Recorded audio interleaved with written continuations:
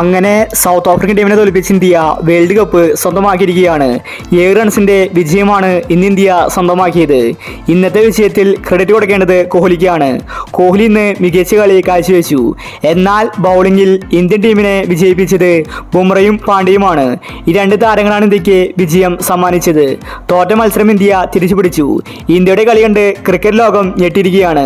ഇപ്പോഴത്തെ ഇന്ത്യ കളി ജയിച്ച ശേഷം സൗത്ത് ആഫ്രിക്കൻ ക്രിക്കറ്റ് ഇതിഹാസങ്ങൾ പറഞ്ഞ കാര്യമാണ് നമ്മൾ ഇന്നത്തെ വീഡിയോയിൽ നോക്കുന്നത്.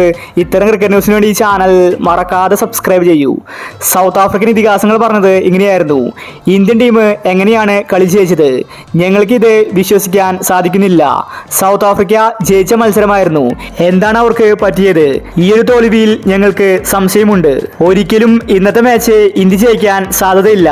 അതുപോലത്തെ കളിയാണ് സൗത്ത് ആഫ്രിക്ക കാഴ്ചവെച്ചത്, പ്രത്യേകിച്ച് ക്ലാസൻ. എന്നിട്ടും സൗത്ത് ആഫ്രിക്ക കളി തോറ്റു.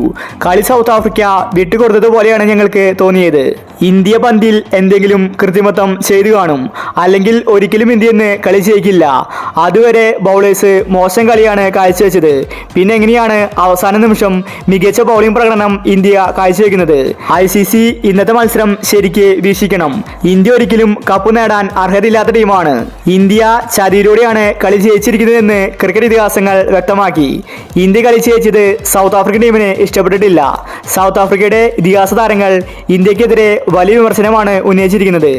ഇന്ത്യ കഷ്ടപ്പെട്ടിട്ടാണ് കളി ജയിച്ചത്. അത് കളി കണ്ട എല്ലാവർക്കും അറിയാം. മികച്ച ബൗളിംഗ് ആണ് ഇന്ന് ഇന്ത്യ കാഴ്ചവെച്ചത്.